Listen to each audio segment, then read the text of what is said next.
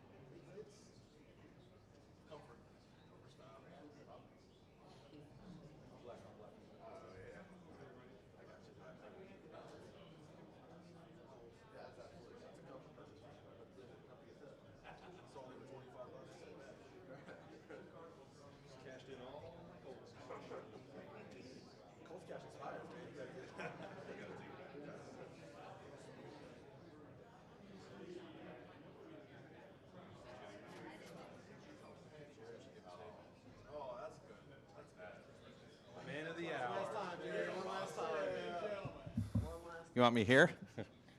No, I want you up here. This is his spot right here, Ross. Okay, so last week we honored a Jerry, right? Jerry Lucas. And Jerry's a legend among legends. And today we get to honor another legend in Ohio State athletics, Jerry Imig. Dedicated career, a true professional in so many ways. Just does a great job of covering the local media, the national media, has relationships throughout. It's been a blessing for me to work with Jerry over the last year and a half. So on behalf of the entire athletic department, Jerry Imig, forever a Buckeye, thank you for your 23 years of dedicated service. That's a good SID day. That was his quote. So what you have to do, though, is you got to fill this up with all your Buckeyes from your Buckeye tree, because this is what this is made for. So, Jerry, thank you on behalf of Ohio State Athletics and the university for all the years of dedication.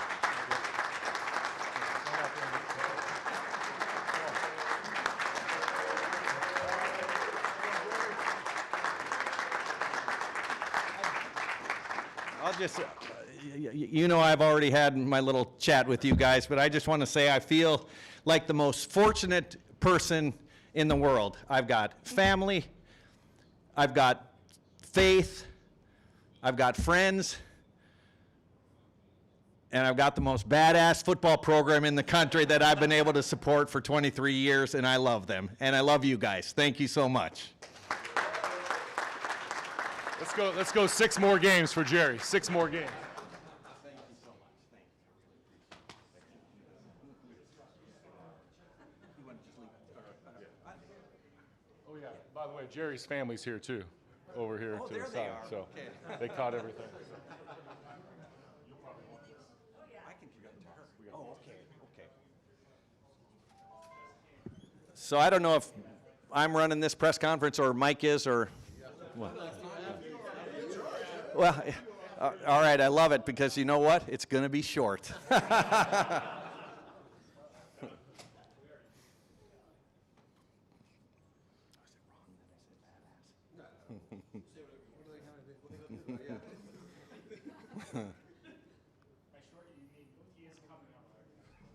Yeah, yeah.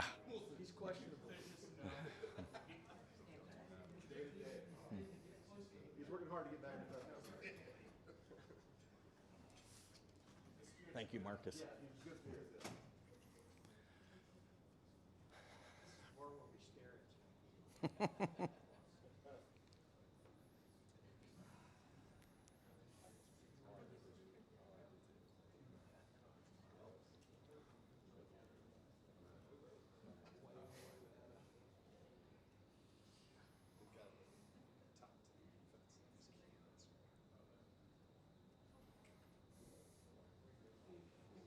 Close poke. How many years? 23 here. Mm-hmm.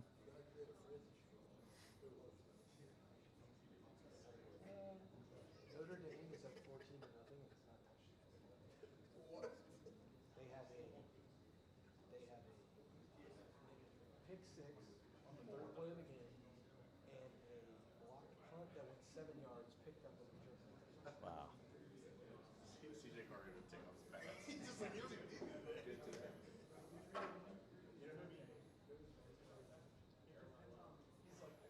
It's time. It's that time. And I'm like, Oh, okay. Okay, okay. Start right there, yeah.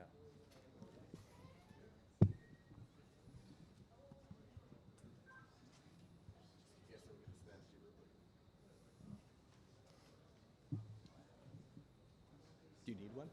no, I think that's what he usually stops and there lists the stats from us, so he has an idea of what he's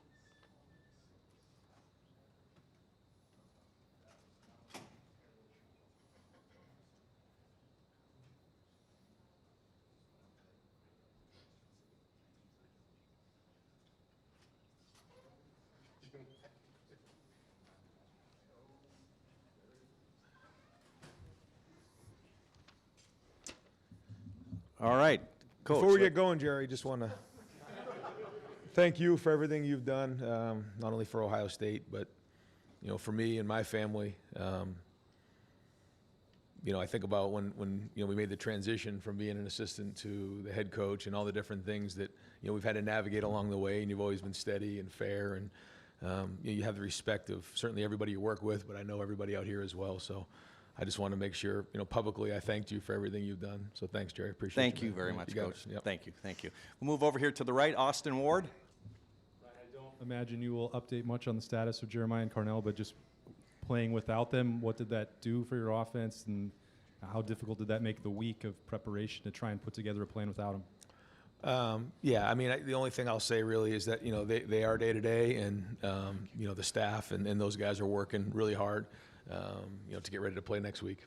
Over here to the left, Joey. No, but sorry, but I'm just just talk about the week and everything. I felt like the guys had a really good week of work in terms of focus, and it was an opportunity for guys to step up in different ways.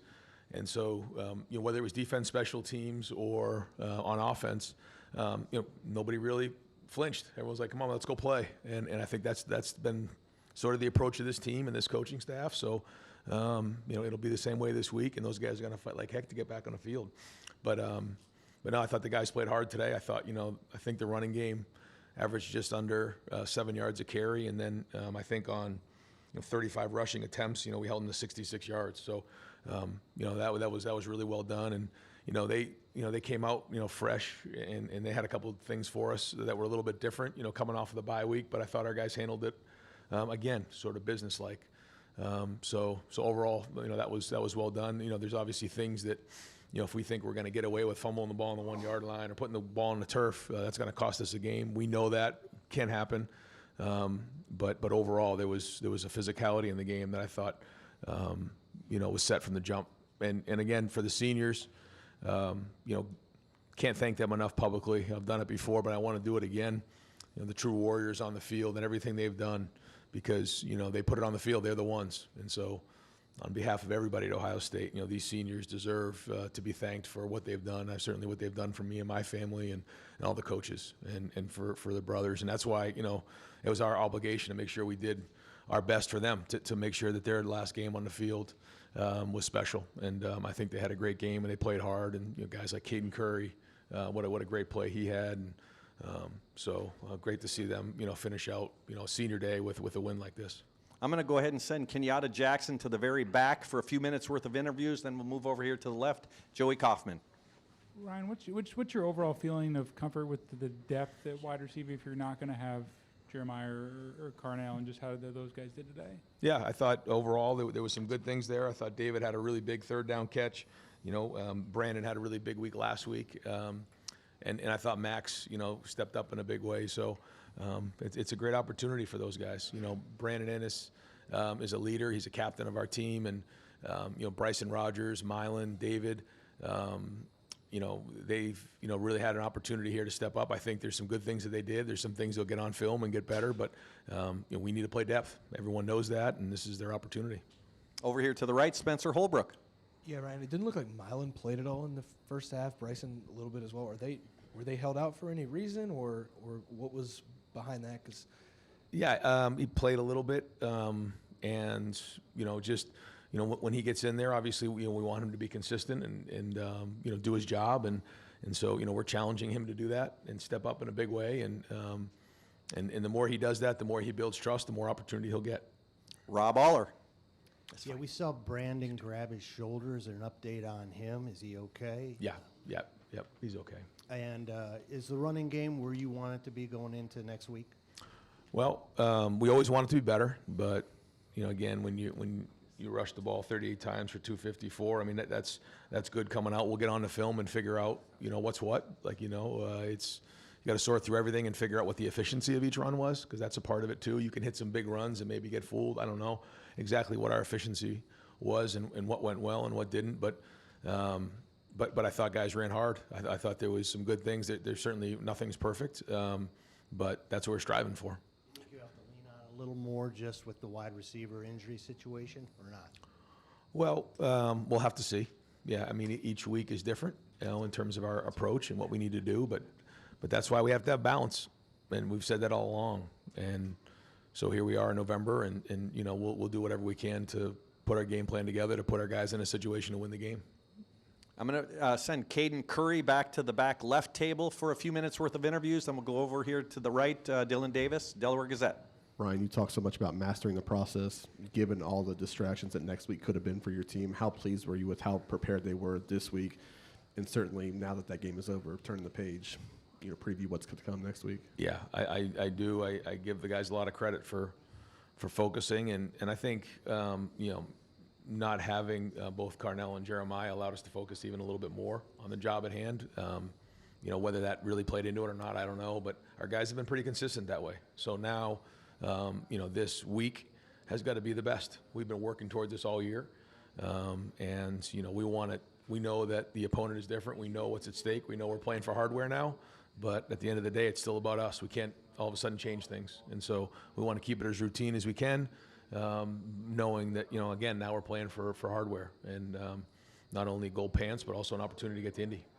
Over to the left, Bill Rabinowitz. Yeah, that was kind of my question. How quickly after this game, or maybe even before the final, went to 0-0, were you thinking about next week in Ann Arbor? And the fact that you're not changing the schedule, usually everything's on Monday now. Right.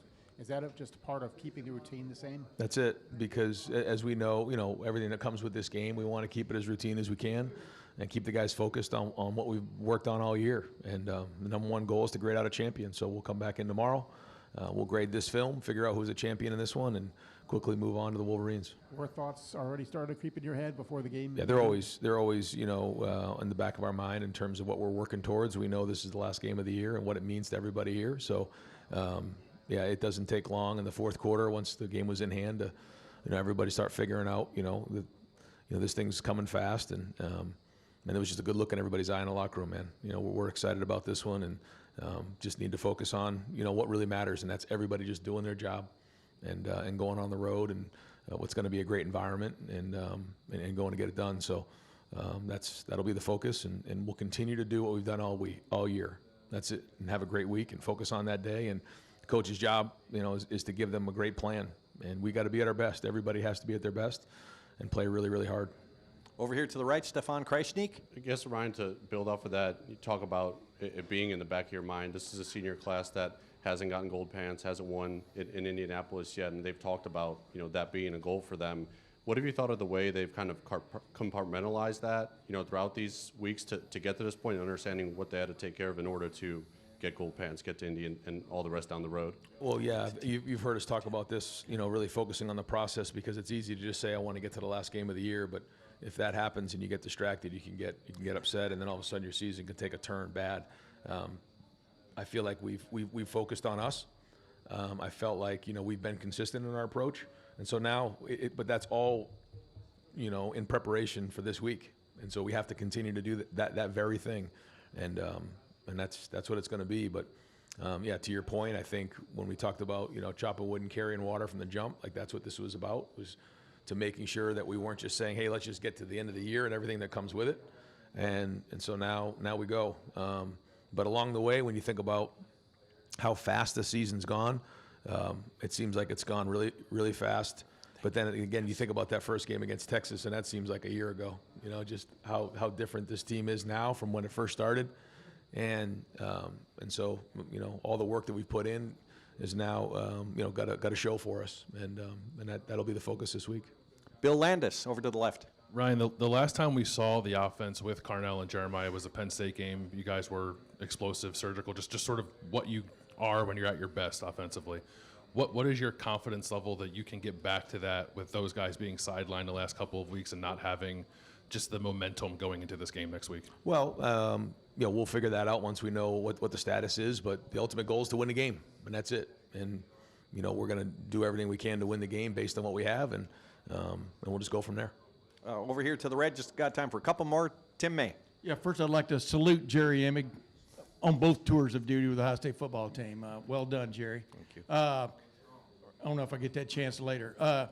Ryan, does a 49-yard run count as a home run by James Peoples? You understand what I'm saying? I've been asking about getting that home run. But then number two, what is your confidence in this run game? Because like we talked about earlier in the week, you're going to face better defenses, but do you feel like it's on track now to go to the big house? Well, I think you've seen a lot of progress throughout the year. I think you've seen guys get better, and I think every time these running backs touch the ball, they're getting better. So we've been working at it, and you're seeing a lot of progress being made. And again, now we got to be at our best. Yeah. I mean, a 50-yard run for a touchdown is a big hit, and when you get explosive runs like that, but it takes execution. I thought on that play, our right tackle, Justin Terry, and Jelani Thurman did an excellent job coming off for the second level, and then Nate Roberts did a really good job on the secondary guy, and then we made a guy miss in a hole, and that's how it works. You need great execution, but you got to make a guy miss. So I thought our O-line did a decent job at, for the most part, of getting guys to the second level. There was some things that we got to, hit cleaner, but that's part of the run game as well. And when we get, positive plays in a run game and we stay on schedule, then, that's when we're at our best. This will be the last question for Coach Day. 2 more questions for Caden Curry back there. Patrick Murphy. Ryan, you guys obviously have been dominant defensively all season, but when you have these injuries on offense and are working with some things, how comforting is it to know you can rely on the defense, especially early there after the fumble, to get the ball back and kind of get you guys going? Yeah, well, it's a team effort, and when you see us executing special teams the way we've done the last couple of weeks, we pin the ball on the 1-yard line on the pooch. That all matters, and when you're playing team ball like that, they work off of each other, and certainly, as you know, when you get turnovers like that and the ball's on a 1-yard line, and even though we made that an adventure, that's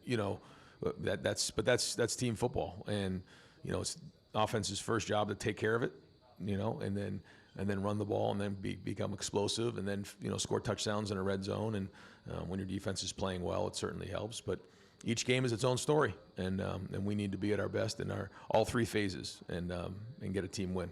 Great. Coach, thank you very much.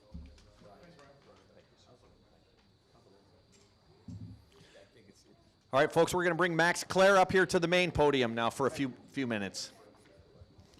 Caleb, right to Brianna. We'll open up here to the left, Max, Brianna McKay. Hi, Max. You were obviously in the receiving game without Carnell and Jeremiah. How does that kind of just change your role and open up your receiving game, especially today? Right, yeah, I think it's just more opportunities. I mean, obviously not having those guys out there hurts. We always want those guys out there just because they're so special.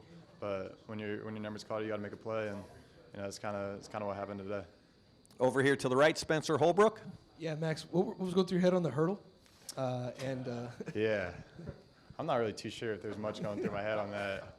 I just decided to jump, so yeah, I don't know if I'll do that again. And then getting in the open field, things like that, you seem to be able to do a lot of that last year. With the way that your role has changed, how good did it feel today to be able to kind of see yourself in open space a little bit more and get a few yards after catch? Right, yeah, no, it felt really good. That first one, I was out there in the middle of the field, and I don't know, it felt kind of awkward. I haven't been out there like that. Kind of blew a tire on that one. That's what it felt like, at least. I don't know if it looked like that, but it felt really good, though. Over to the left, Bill Rabinowitz. This will be your first Michigan game. What's your level of anticipation, and what's your sense? You haven't been here for the last 4 years, obviously. What's your sense of the motive or the determination to end that streak? Yeah, no, I'm super excited to be a part of it. It's obviously a game that's why you come here, playing games like that. And, just like every other week, we got to attack it, attack the game plan, attack the preparation, and go out there and execute at a high level. Okay, folks, I'm going to send Carson Hinsman all the way to the back table for a few minutes, and then we'll continue on with Max over here to the right, Tim May. Max, did you feel some kind of, feeling of responsibility today to step up even more, with Carnell and Jeremiah sidelined? I mean, you talked about that a little bit, but getting the ball that many times, do you feel like you came through also in that regard? Yeah, I think I came through for the most part. There's obviously a couple that I went back. There's still a lot of room for improvement for me, so just got to keep building on that and keep growing each week. A lot of people think y'all haven't faced enough adversity to call yourself, ready for a big game, et cetera. What is your take on that? the idea that y'all haven't faced enough adversity offensively, even though you're playing it up with two of the best receivers in the country, for example, today? Yeah, I think just what Coach Imig puts us through in the offseason, preseason camp and stuff like that. I think he's coming. builds that callus that we need for runs that we're about to go on. So definitely. Back left, Dan Hope. Max, it seems like you're just getting more and more comfortable in the offense every week. Like, how different do you feel right now than you did maybe week 1, week 2? Yeah, I think I feel a lot more comfortable. Just more comfortable with my role and what I'm doing and what I'm asked to do, and just got to keep growing on it. So.